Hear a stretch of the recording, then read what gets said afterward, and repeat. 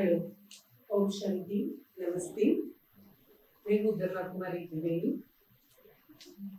आज का हमारा जो टॉपिक है वे है क्लाइमेट चेंज। इस क्लाइमेट चेंज में हम सबका एक योगदान रहेगा सकारात्मक दिशा में। सकारात्मक दिशा में हम परिवर्तन करना चाहते हैं, लेकिन इस सकारात्मक दिशा में परिवर्तन के लिए हम सबका क्या योगदान हो सकता है, इन विचारों को मैं अपने आपके साथ शेयर करना चाहती हूँ। आज हम परिवर्तन की एक दिशा में पॉजिटिव रूप में चेंज चाहते हैं, लेकिन हर एक इंडिविजुअली अगर सोचे कि मेरा ये जो परिवर्तन है, ये परिवर्तन मेरे द्वारा क्या सहयोग दे सकता है। तो सबसे छोटी छोटी बातों के ऊपर अगर हम ध्यान दें, या जब से हम इस सृष्टि पर आए हैं तब से लेकर के हम अपने बुजुर्गों से सुनते रहते हैं कि हमारे जमाने में क्लाइमेट इस प्रकार से था, हमारे जमाने में प्रकृति इस प्रकार से थी। अर्थात प्रकृति का बहुत सुंदर वर्णन हमने इतिहास में सुना है। हजारों साल कालखंड के इस रूप में हमने इतिहास में जो वर्णन किया या जो भी बातें हमने सुनी, वे प्रकृति की सुंदरता के बारे में देखी है। लेकिन आज जो प्रकृति में परिवर्तन हुआ है, उस परिवर्तन का जो दिशा है वे नकारात्मक है। और ये नकारात्मकता का जो वेग हमने पकड़ा है, उसका कारण हम स्वयं हैं। हमने स्वयं ही अपने विचारों के द्वारा, अपने एक्टिविटी के द्वारा, अपने बिहेवियर के द्वारा इस प्रकृति को नकारात्मक दिशा में लेकर गए हैं। तो नकारात्मकता सबसे पहले हमारे मन के साथ जुड़ी हुई है।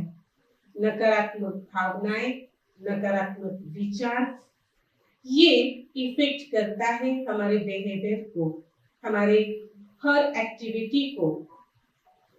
जब हम किसी भी बात को, किसी भी पहलू को देखते हैं तो हमारा दृष्टिकोण मेजॉरिटी होना तो चाहिए पॉजिटिव, लेकिन हो जाता है नेगेटिव।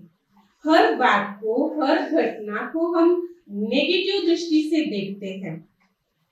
हम कभी भी उन परिस्थितियों को, उन घटनाओं का दूसरा पहलू देखने की कोशिश ही नहीं करते हैं।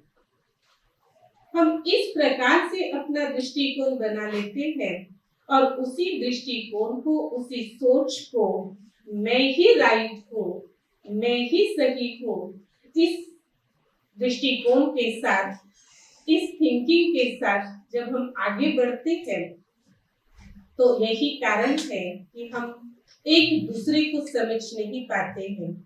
सामने जो व्यक्ति हमारे है, उस व्यक्ति के आगे क्या परिस्थिति है या प्रकृति में, दुनिया में क्या हो रहा है, इसे हम समझ नहीं पाते हैं। हम अपने आप तक सीमित रहते हैं। अगर हमें परिवर्तन चाहिए तो उस परिवर्तन की क्रिया को हम सबसे पहले अपने से शुरू करें, अपने माइंड का डिटॉक्सिफिकेशन करें। जब माइंड डिटॉक्सिफिकेशन हो जाएगा, एक नेगेटिविटी को पॉजिटिविटी में कन्वर्ट करना हमें आ जाएगा, तो हम जीवन जीने की बहुत सुंदर कला को सीख सकते हैं। और यही परिवर्तन अपने से जब शुरू होता है तो इस विश्व को बदलना भी हमारे लिए बहुत इजी होगा। इसीलिए कहा जाता है स्व परिवर्तन से विश्व परिवर्तन। तो स्टार्टिंग पॉइंट रहेगा हम खुद, हम स्वयं। तो जब भी कुछ कर्म करने की बात आती है, कुछ करने की बात सोचते हैं, तो हम सोचते हैं हम करेंगे। तो हम शब्द का जब प्रयोग हम करते हैं तो हम मतलब कौन? मैं, मेरा परिवार, मेरी सोसाइटी, मेरी फील्ड, मेरा देश, मेरा शहर, कौन? हम मतलब कौन? और इस प्रकार से साचा हमने अपने आप में तैयार किया है कि हम मतलब दूसरा करे तो मैं करूं। इसमें हम शब्द का हम प्रयोग करते हैं, ये करे तो मैं करूं। अगर ये करे तो मैं करूं, मेरी वैल्यू क्या रही, मैंने अपना योगदान क्या किया, अपने इस हम के कारण ही सारे कार्य जो हम करना चाहते हैं वह नहीं हो पाता है। सोच मनुष्य जीवन का सबसे बड़ा महत्वपूर्ण स्थान है। हम सोच के द्वारा हर कार्य को, हर वायुमंडल को, यहाँ तक कि हम अपनी बॉडी की फ्रीक्वेंसी को भी चेंज कर सकते हैं, अपना डीएनए भी चेंज कर सकते हैं। इतनी कैपेसिटी है हमारी सोच में। तो क्या हम विश्व को नहीं बदल सकते? बदल सकते हैं, लेकिन इस सोच में चाहिए पॉजिटिविटी। और ये सोच जब हम स्वीकार करते हैं तो इस सोच के साथ हम परिवर्तन का कार्य बहुत इजी रूप से कर सकते हैं। हम यही सोचते हैं कि मैं क्या सोच रहा हूँ, मैं क्या बोल रहा हूँ, मैं क्या कर रहा हूँ, लेकिन अपनी ये जो सोच है, ये सोच सिर्फ मेरे तक मायने नहीं है। जिस प्रकार से अगरबत्ती जो होती है वे जलती है, एक छोटी सी अगरबत्ती, एक अगरबत्ती की क्या कीमत होती है, लेकिन जब वह जलती है तो पूरे वायुमंडल में अपनी खुशबू फैलाती है। इसी प्रकार से मेरी एक सोच जो पॉजिटिव है वे पूरे वातावरण को बदलने की कैपेबिलिटी रखती है। इसीलिए पॉजिटिव की सोच के साथ अपना योगदान हम दे सकते हैं। जब भी हम सोचते हैं लेकिन करते नहीं हैं, इसका कारण है कि वो सोच मेरे सबकॉन्शियस माइंड में नहीं उतरी है, और यही कारण है कि वो कर्म में नहीं आ रही है। इस सोच के ऊपर एक बहुत सुंदर कहानी जो कर्म के साथ, हमारे फील्ड के साथ जुड़ी हुई है, वो मुझे याद आ रही है, वो मैं आपको सुनाना पसंद करूंगी। एक बार अकबर और बीरबल ने सोचा कि महल के बाहर मैं एक तालाब बना दूं और उस तालाब में शुद्ध पानी का प्रवाह और कमल पुष्प रहे। तालाब बना दिया। तालाब बनाने के बाद बीरबल को सोच चली कि क्यों न हम इसमें कुछ नया करें। तो क्या नया करें? तो उसने बादशाह से कहा कि बादशाह, हम इस तालाब में पानी और कमल के अलावा अगर दूध का संग्रह करें तो। ये सोच राजा को अटपटी सी लगी। उसने कहा ये कैसे पॉसिबल हो सकता है, ये नहीं हो सकता। बीरबल ने कहा राजा ट्राई तो करें, प्रयास तो करें, कुछ मुश्किल नहीं है, हम चाहे तो सब कुछ कर सकते हैं। तो बादशाह ने बीरबल की बात को स्वीकार किया और पूरे राज्य में अनाउंस किया कि हर राज्य में हर एक व्यक्ति, हर एक अपने घर से एक एक लोटा दूध का लेकर के आएगा और उस तालाब में डालेगा। राज्य में जब ये बात फैलाई गई तो हर राज्य का व्यक्ति तो वैसे तैयार हुआ कि एक ही लोटा तो दूध डालना है, और राजा ने बोला है तो हमें वो करना ही है। तो चलिए, सबने अपने विचारों को, राजा के विचारों से सहमत होते हुए कार्य करने के लिए आगे बढ़ गए। 24 घंटे की मोहलत दी गई थी कि उस तालाब को दूध से भरना था और घर से 1 लोटा दूध सिर्फ डालना था। मुश्किल था, मुश्किल था। 1 दूध का लोटा डालना कोई मुश्किल बात नहीं थी, लेकिन हर एक व्यक्ति जब उस तालाब के पास अपना लोटा लेकर के आता था, उसमें से कुछ लोगों ने सोचा, अगर इतने सारे लोग उसमें दूध डालें और मैं अकेला अगर पानी डाल दूं तो क्या फर्क पड़ता है? तो दिखाई नहीं देगा इतने सारे दूध में। तो उस सोच के साथ उस व्यक्ति ने उसमें पानी डाल दिया। यही सोच हर एक को चलती गई। हर एक ने दूध के स्थान पर इसी सोच के साथ, मैंने अगर ये 1 लोटा पानी चढ़ाया तो कौन सा फर्क पड़ता? ऐसे करते करते समय बीत गया, सुबह हो गई। राजा और बीरबल बहुत उत्साह के साथ उस तालाब की ओर आगे बढ़े। सोचा चलो दूध का तालाब तो देखें। जब राजा और बीरबल उस तालाब के सामने आए तो उन्होंने देखा दूध के स्थान पर पानी था। एक कहने का अर्थ ये है, एक व्यक्ति की जो सोच थी, उस एक सोच से अनेक व्यक्ति ने उसी सोच को एक्सेप्ट कर लिया एक वाइब्रेशंस लेवल पर। हर एक व्यक्ति ने यही सोचा, अगर मैं ये छोटा सा काम ना करूं तो क्या फर्क पड़ता है? मैं अगर रास्ते में एक छोटा सा एक रैप डाल दूं तो क्या फर्क पड़ता है? ऐसे करते करते दूध के स्थान पर पानी हुआ। और यही कारण है आज हम भी अपने प्रैक्टिकल लाइफ में यही करते हैं। यही नकारात्मक दिशा है। आज हम सोचते हैं, हमने एक ने अगर गलत काम किया, एक ने अगर किसी नियम को एक्सक्यूज किया तो कोई फर्क नहीं पड़ता है। लेकिन नहीं, जैसे मैं सोच रही हूं वैसे ही दूसरा भी सोच रहा है। इसलिए कहावत है, जैसे मैं कर्म करूंगी मुझे देख और करेंगे।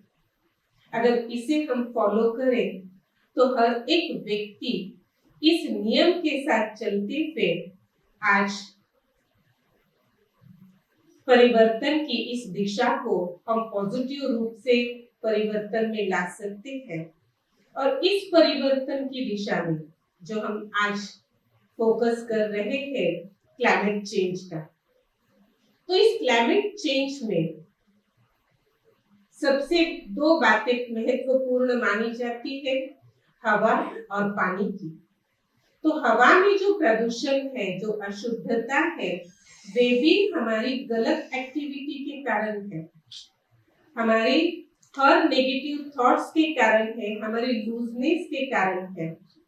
हम बहुत ही अपने आप को लूज करते हुए, एक्सक्यूज करते हुए चलते हैं। अगर हम इतना सा काम किया तो कोई बड़ी बात नहीं है, हमने ये किया तो कोई बड़ी बात नहीं है। लेकिन छोटा से छोटा कार्य भी बहुत बड़ा कार्य हो सकता है।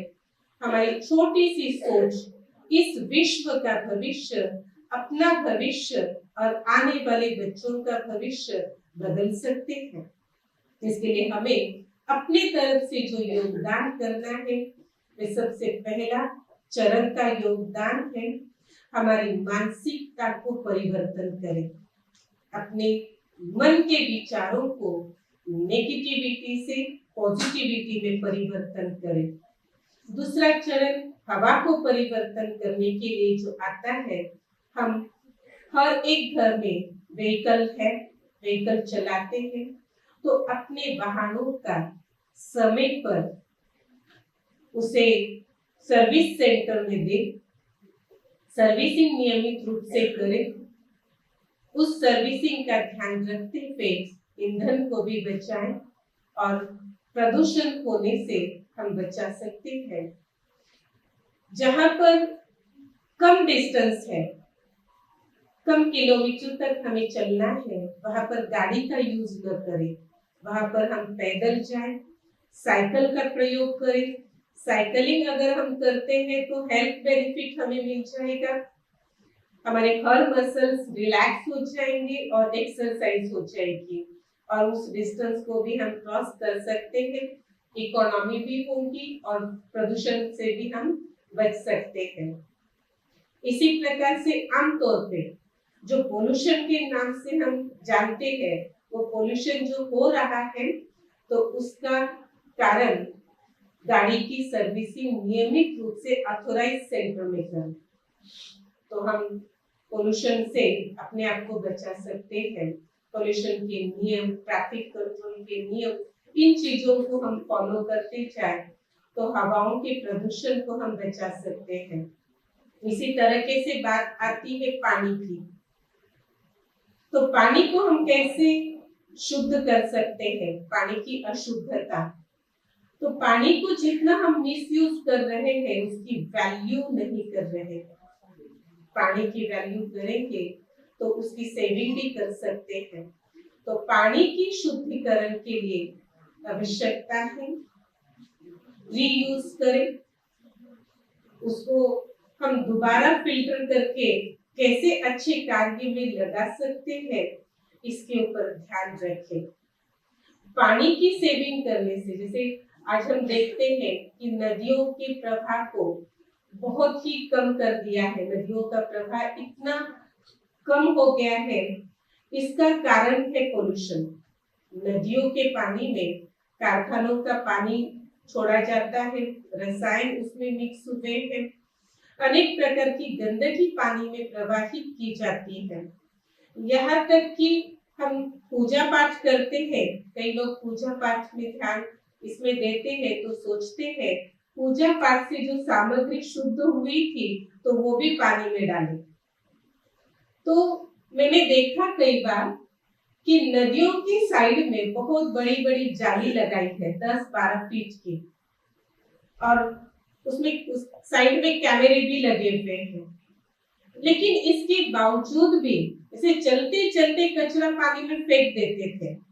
अब जालियां लगी है, लेकिन देखा गया, बहुत आश्चर्य हुआ इस बात का, इतनी बड़ी जालियां लगाने के बाद भी लोग रुक करके उस जाली के ऊपर से जंप लगा करके कचरा फेंक रहे हैं।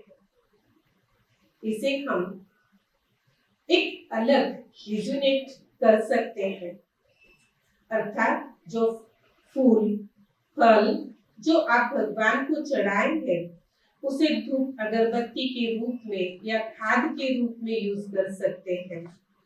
इससे भी पानी का पोल्यूशन बच सकता है।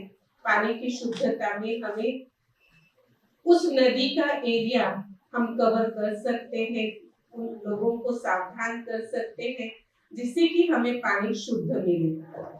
पानी का रिसाइकलिंग की नीति को हम लागू कर सकते हैं और ये सब अपने अपने घरों से होता है। पर्यावरण के प्रति हम सम्मान करेंगे, उसको अपनी संस्कृति में अगर एक हिस्सा बनाएंगे, उसकी रक्षा करेंगे, तो एक प्रकार से हमने अपनी रक्षा की है। और इस रिसाइकल की नीति को ऐसे 3 भागों में बांटा जाता है पानी की, इसमें रिड्यूस, रिसाइकल और रीयूज। इन 3 रूपों से हम पानी को यूज कर सकते हैं। रिड्यूस करना अर्थात जैसे अभी भी मैंने बताया कि जो फल फूल जो हम पानी में डाल रहे हैं उससे धूप तैयार करने की विधि बताई जाती है। बहुत सारी ऐसी विधियां जो आपको YouTube चैनल पे मीडिया में मिलेगी, जिससे आप उसे वेस्टेज करके जो पानी में प्रवाहित कर रहे हो उसे बचा सकते हैं। रिसाइकलिंग करना पानी का, तो इसके लिए आप जो पानी किचन में यूज कर रहे हो या वॉश बेसिन में पानी यूज कर रहे हैं, इसे आप दे सकते हैं गार्डन में, इसे गार्डन में आप यूज कर सकते हैं। किचन में जो भी वेस्टेज है, जिसे हम गीला कचरा कहते हैं, तो इसे भी हम गार्डन में खाद के रूप में या गैस के रूप में भी हम प्लांट कर सकते हैं। रीयूज का जो तरीका है वे मैंने बहुत सुंदर कर्नाटक में देखा। अभी लास्ट वीक में मेरे कर्नाटक में विजिट हुई, उसमें मैंने बहुत सुंदर एक प्लांट देखा। पूरा बहुत बड़ा बगीचा था, इसमें बहुत सारे अमरूद लगे हुए थे और वो अमरूद भी एक अमरूद 1 केजी का था, लेकिन उस एक भी फल में न कीड़ा लगा है, न ही कोई प्रकार की उसमें केमिकल युक्त कोई फवारनी हुई है, लेकिन देखने में हरा भरा और बहुत सुंदर रस वाला मीठा फल मिल रहा था। मैंने उस वहां के भाई को, कामगारों को पूछा कि आप ये कैसे मेंटेन करते हो, तो उन्होंने मुझे वो सारी बात दिखाई। जो भी गाय का गोबर है, गाय का मूत्र है, या जो भी वेस्टेज है, वो सारा स्टोर करते थे। और सारा स्टोर करते हुए, जैसे एक्स्ट्रा दूध है, एक्स्ट्रा छाछ है, दही है, पानी है, इन सबको उन्होंने एक कुआं बनाया था छोटा सा, उसमें उन्होंने सब कुछ डालते हुए उसका पंचामृत बनाया और वही पंचामृत वो उस पेड़ों में दे रहे थे, जिसे उसे किसी भी प्रकार की केमिकल की जरूरत नहीं पड़ी। यहाँ तक कि उन पेड़ों के बीच में जो घास थी, उन घास को काटते हुए वहीं पर स्टोर कर रहे थे, ताकि वो घास भी एक खाद का काम करे। इस प्रकार से उन्होंने हर वेस्टेज को रीयूज किया, साइक्लिंग उसकी बहुत अच्छी की। तो ऐसे हम अपने घर से, अपने आप में ये चेंजेस कर सकते हैं। इसी शब्दों के साथ, अनुभव के साथ मैं अपनी वाणी को विराम देती हूँ।